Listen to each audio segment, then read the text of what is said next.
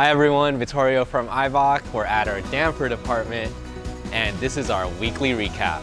We start the week by getting started on the R&D process of the GR Corolla. This process begins by taking the vehicle apart in order to cycle the suspension components to get the full droop and full bump measurements, as well as measuring the dimension and rates of the stock suspension. After that, the engineering team determines what kind of lowering and lift heights are possible without reducing the performance and comfort of the vehicle. We'll be making front and rear anti-roll bars, Pro Kit, Sportline, wheel spacers, and a lift kit. Alongside, we've got a 2023 BMW M3 Comp X Drive in for a Pro Kit test fit. This usually means that the vehicle is nearing the end of the R&D process unless revisions are to be made. For this vehicle, we will be making adjustments from the current test sample to improve the ride height and performance. We're going to give one of these Eibach hats away.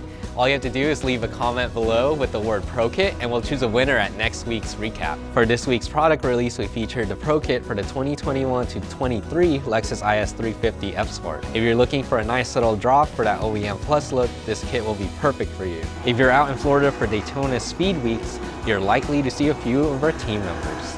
Throughout Speed Weeks, we'll be providing our championship-winning Eibach race rings for multiple race series.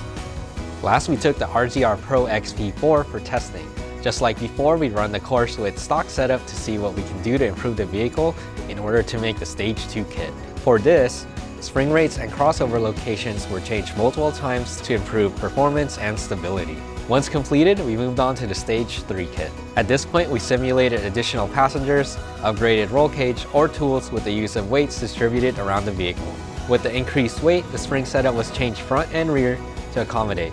This ensures that the vehicle maintains optimal performance and control. That's it for this week. Be sure to like and subscribe, and we'll see you on the next one.